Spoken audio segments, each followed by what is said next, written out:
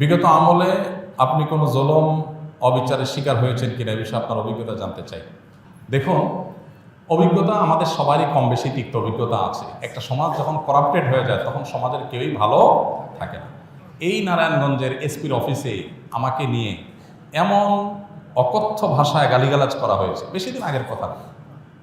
এবং এই সিদ্ধিরগঞ্জ থানার ওসি ছিলেন, আমি নাম আর বললাম না, ওসি সাহেব তিনি ভালো মানুষ ছিলেন, আমার পক্ষে ছিলেন। আমি একটা মাসআলা দেওয়ার কারণে সেখানে আমাকে ডেকে নিয়ে অকথ্য গালিগালাজ, আর ওসিরে বলতেছে যে থানায় নিয়া প্লাস দিয়া হাত পায়ের নখুটে দিবা, আমার সামনে বসায় দেয়। বুঝতে পেরেছেন? খুব গর্ব করে তিনি অমুক ছাত্র রাজনীতি করতেন, গর্ব করে বলতেছেন আমি ছাত্রলীগের রাজনীতি করতাম। এই নারায়ণগঞ্জের এসপি, এই বর্তমান এসপির কথা আমি বলছি না, এর আগে যিনি ছিল।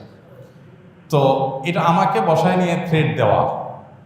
মাসআলা, আমি ওনাকে বললাম মাসআলা, আমার মাসআলা বলার ক্ষেত্রে কথা বলার অধিকার থাকবে আলেমদের। আপনি পুলিশ হিসেবে আপনি তো বলতে পারেন না মাসআলা আমি কোনটা বলবো কোনটা বলবো না, কোনটা সঠিক কোনটা বেঠিক, এটা তো আপনার বলার বিষয় না, তো আলেমরা বলতে পারে। তো উনি খেপে গেলেন এবং সবার সামনে যাচ্ছে তা আচরণ করলেন। কত শত অভিজ্ঞতা আছে, এগুলো তো আমি সব কিছু বলার সুযোগ পাই না, আর বিশেষ করে বলতেই তো পারি না। কারণ কোনো স্ট্যাটাস আমরা লিখেছি, সেখানে দেখা গেছে যে 5টা এজেন্সি থেকে ফোন চলে আসছে, হ্যাঁ আপনি এটা কেন লিখলেন, ওইটা কেন লিখলেন, চাপাচাপি শুরু হয়ে গেছে। আমাদের ফাউন্ডেশনের সমস্ত হিসাব নিকাশ পুঙ্খানুপুঙ্খভাবে রাখার পর সেটা আবার আমরা ভালো অডিট ফার্মের মাধ্যমে অডিট করে একেবারে এমনভাবে রাখি যে তিল তিল করে আমরা হিসাব ফেসবুকে পর্যন্ত দিয়ে দিই, কোনটা কত দিয়ে কিনি সেটা পর্যন্ত আমরা দিয়ে দিই। এত কিছুর পরও দেখা গেল যে আমাদেরকে বিভিন্নভাবে নাজেহাল করার চেষ্টা করা হতো কোনো লোক। আলহামদুলিল্লাহ এর মধ্যেও প্রশাসনের উপরস্থ কিছু কিছু মানুষ পরেশান করলেও নিচু পর্যায়ের বা মাঝারি বা কোনো উপরস্থ কর্মকর্তাদের সহযোগিতাও ছিল। তাদের সহায়তা না থাকলে এতদূর আমরা আসতে পারতাম না। কিন্তু একটা বড় অংশ আমাদেরকে দৌড়ের উপর রাখতো।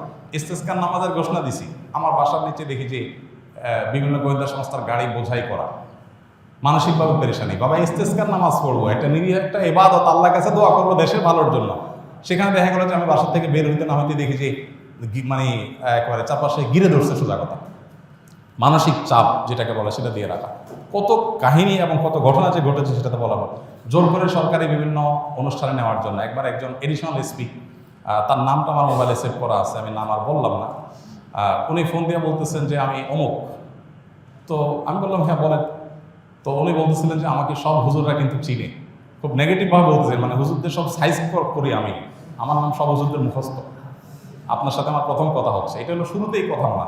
এরপর কি হয়েছে, বলে যে একটা অনুষ্ঠানে যাইতে হবে আপনাকে, সেখানে অমুক থাকবে, রাষ্ট্রের সবচেয়ে বড় বড় পর্যায়ের লোক তারা থাকবেন, আপনাকে যেতে হবে। কি হয়েছে সেখানে আপনাকে একটা বক্তব্য দিতে হবে। তো আমি বুঝছি যে আমাকে একটা প্ল্যান ওয়াইজ আমাকে দিয়ে একটা জিনিস করানো হবে। আমি বিভিন্নভাবে অপারগতা প্রকাশ করলাম, বলে যে রাষ্ট্রের প্রয়োজন আপনি অস্বীকার করতেছেন। হ্যাঁ আমার রাইট আছে, রাষ্ট্র চাইলে আমার যেখানে সেখানে বাধ্য করতে পারে না, আমি সাধারণ নাগরিক। যাই হোক, পরে শেষ পর্যন্ত আমার সেখানে যাওয়া লাগে না, আলহামদুলিল্লাহ। এরকম পরিস্থিতি হয়েছে। সর্বশেষ এই যে আমাদের আসিফ মাহতাব গ্রেপ্তার হলো, তার নিয়ে পোস্ট দিলাম, আমাকে আমার এক ভাই সোর্স তিনি বললেন যে ভাই আপনি বাসায় থাকেন না। তো রাতে, এই কয়দিনের আগের কথা, রাতে যায় আরেক বাসায় যায় শুইতাম, এই কয়দিন আগের কথা। আগের বাসায় গিয়ে পালায় থাকতাম। একদিন আসরের পরে বাসার সামনে মোটরসাইকেলে 2টা লোক আসছে। আমার বাসা এমন এক জায়গায় আশেপাশে কোনো মানুষজন নাই, এখানে কেউ রিক্সাও চলে না, কোনো সাধারণ গাড়ি দিয়ে নিজস্ব গাড়ি ছাড়া যাওয়ার সুযোগ নেই, এরকম একটা জায়গায় থাকি আমি। সব মরুভূমি, আশেপাশে ঘাস, মানুষজন নাই। সেখানে কোনো মানুষ আসা তো স্বাভাবিক না। 2জন মানুষ আসরের আগ থেকে এসে অপেক্ষা করলো। তারা মনে করেন এত লম্বা সময় আসে, নিশ্চয়ই ওয়াশরুম রুমে গেছে লম্বা সময় ধরে। মাগরিবের নামাজ পড়লাম, ওযু ছাড়াই নামাজ পড়লো আমাদের সাথে।